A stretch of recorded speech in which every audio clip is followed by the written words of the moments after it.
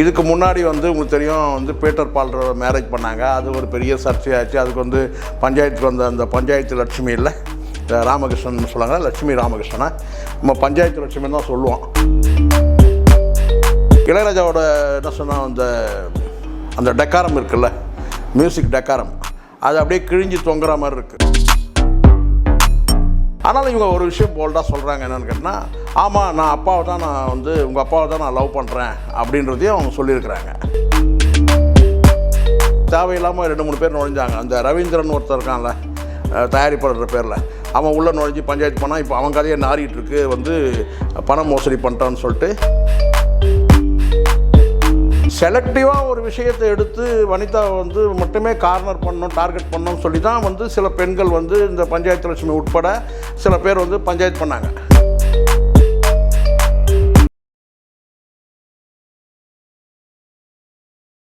வணக்கம் சார். வணக்கம் சார். வணக்கம்.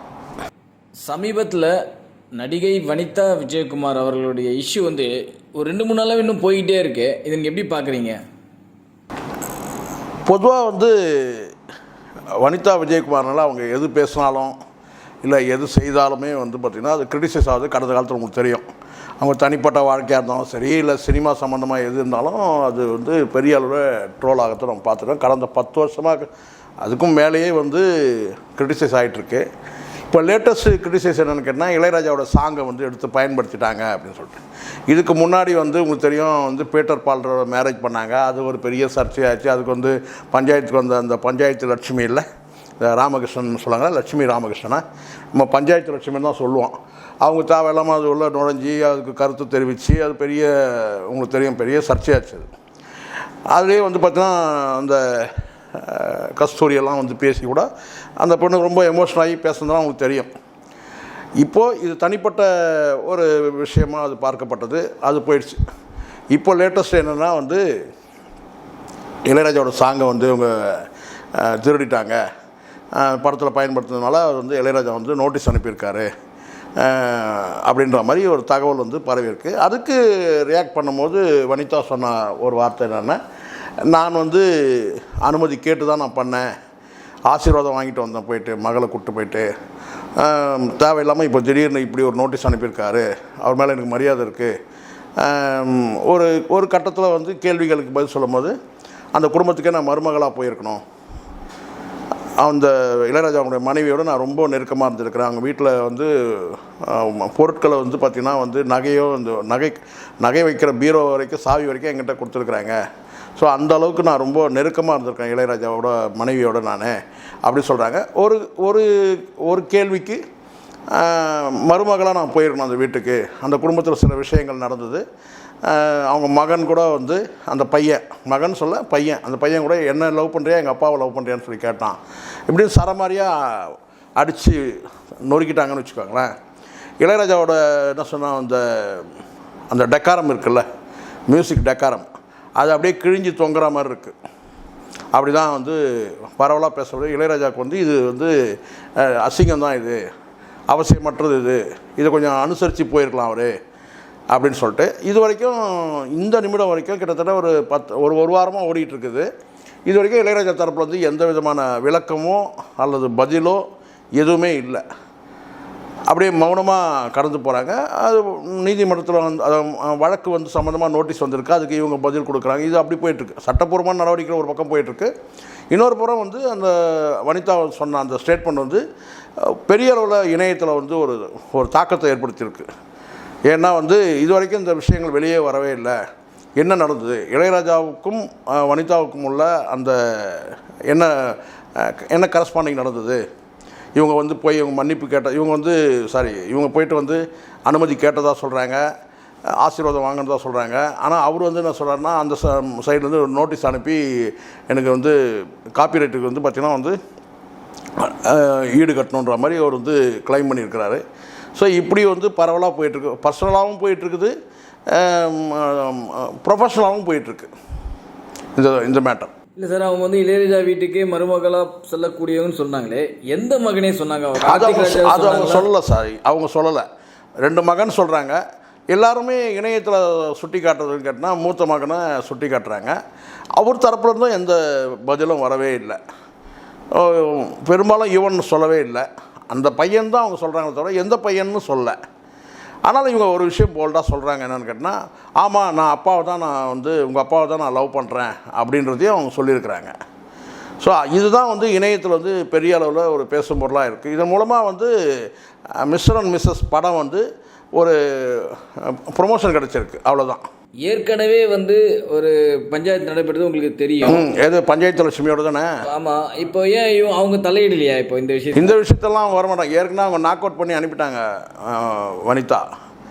ஏற்கனவே அவங்க வந்து பார்த்திங்கன்னா பொதுவாகவே வனிதா வந்து கேட்டால் வந்து என்ன சொல்கிறேன்னா ஒரு சண்டைக்காரின்னு கூட சொல்லலாம். ஆனால் அந்த சண்டையில் வந்து பார்த்திங்கன்னா யார் பக்கம் நியாயம் இருக்குன்றத முதல்ல நம்ம பார்க்கணும்.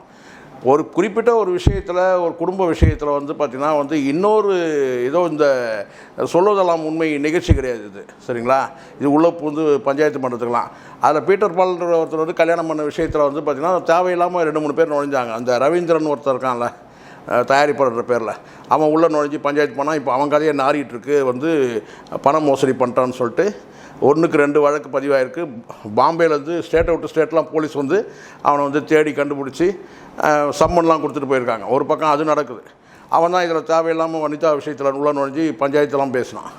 இன்னொரு சைடில் வந்து பார்த்திங்கன்னா வந்து இந்த பஞ்சாயத்து லட்சுமி, சொல்லதெல்லாம் உண்மை நடத்தினா அந்த லட்சுமி கஸ்தூரி.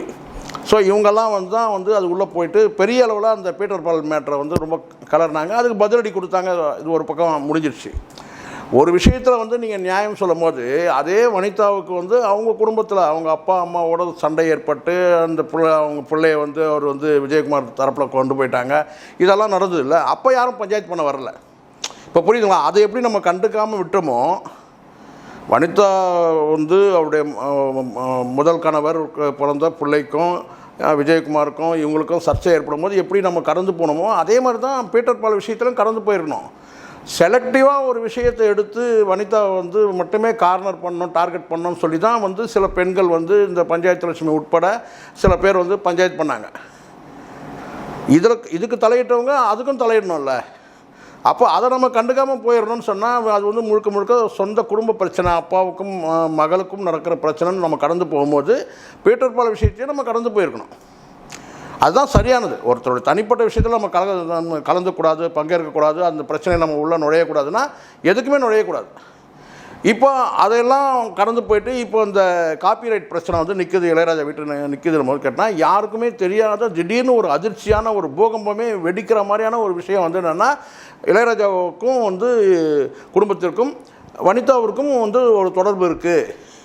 அது எந்த மாதிரியான தொடர்புன்னும் போது கேட்டால் வனிதா பேசக்கூடிய சில விஷயங்கள் வந்து அது வந்து சர்ச்சையாகுது, அவ்வளோதான். என் பார்வையில் நான் சொல்கிறேன் சார், அந்த பெண் வளர்க்கப்பட்ட விதம், பிறக்கும் போது எல்லோரும் நல்லவங்க தான். இப்போவும் கூட அவங்க தரப்பில் நல்லவங்களாக தான் இருப்பாங்க. இங்கே ஒழுக்கம் என்பது ஸ்கேல் யார்கிட்ட இருக்குது? அவங்க மனசாட்சி தான் ஸ்கேல். அவங்க தரப்பில் இருந்து பார்த்திங்கன்னா வந்து நியாயமாக இருக்கும் அவங்க ஸ்கேல் வச்சு பார்க்கும்போது. வெளியிலேருந்து நம்ம ஒரு ஸ்கேல் வச்சு எல்லாருடைய குடும்பத்தையும் நம்ம வந்து எல்லாருடைய தனிநபரையும் நம்ம அளக்க முடியாது. பட் பொது பார்வைன்னு ஒன்று இருக்குது, அதை வந்து நம்ம பேசலாம். ஆனால் அது வந்து ஒரு வரம்பு இருக்குது, அது ஒரு லிமிட் இருக்குது. அந்த லிமிட்டை தாண்டி போக முடியாது நம்ம. இப்போ ஒவ்வொருத்தருடைய வாழ்க்கையும் வந்து ஒரு முறை ஒரு மாதிரி இருக்குது. ஒருத்தர் வாழ்க்கையை ஒப்பிட்டு இன்னொருத்தருடைய வாழ்க்கையை வந்து பார்த்திங்கன்னா நம்ம கம்பேர்லாம் பண்ண முடியாது. லட்சுமி ராமகிருஷ்ணனுடைய வாழ்க்கை ஒரு மாதிரினா வந்து வனிதாவுடைய வாழ்க்கை ஒரு மாதிரி. 2 வாழ்க்கையும் கம்பேர் பண்ண முடியாது. அவங்க வாழ்க்கை அவங்க பெஸ்ட்டு, லக்ஷ்மிக்கு வந்து அவங்களுடைய வாழ்க்கை பெஸ்ட்டு. ஸோ அதில் வந்து நீங்கள் உள்ளே வந்து பஞ்சாயத்துலாம் பண்ண முடியாது. இங்கே சட்டம்னு ஒன்று இருக்குது. சட்டத்தை மீறி ஏதாவது நடந்தாக்கா அதுக்கு வந்து நீதிமன்றம் இருக்குது, காவல்துறை இருக்குது. இதில் இன்னொரு 3வது நபர்லாம் உள்ளே புகுந்து பஞ்சாயத்துலாம் பண்ண முடியாது. அப்படி பண்ணதனுடைய விளைவு தான் வந்து லட்சுமி ராமகிருஷ்ணன் நான் வந்து மூக்குடைப்பட்டது. ஸோ அன்றைக்கி வந்து விழுந்தது தான் அவங்க கிரீடம். வனிதா தான் வந்து பார்த்தீங்கன்னா அந்த கிரீடத்தை அடித்து நொறுக்குனது. ஸோ இது ஒரு பக்கம். வனிதாவுடைய தனிப்பட்ட வாழ்க்கை வந்து கேட்டிங்கன்னா அவங்களுக்கு அமைஞ்ச வாழ்க்கை பெற்றோர்கள் வந்து அமைச்சு கொடுத்த வாழ்க்கை தான். அதுக்குள்ளே போய் நம்ம பேசக்கூடாதுன்னு நான் பார்க்குறேன். அது ஒரு வரம்போடு நிற்கணும் நம்மளும். ஏன்னா பெற்றோர்கள் வந்து சரியான திசை காட்டியிருந்தாங்கன்னாக்கா அந்த பெண்ணும் வந்து பார்த்திங்கன்னா வந்து சரியான வாழ்க்கை வந்து அமைஞ்சிருக்கலாம்.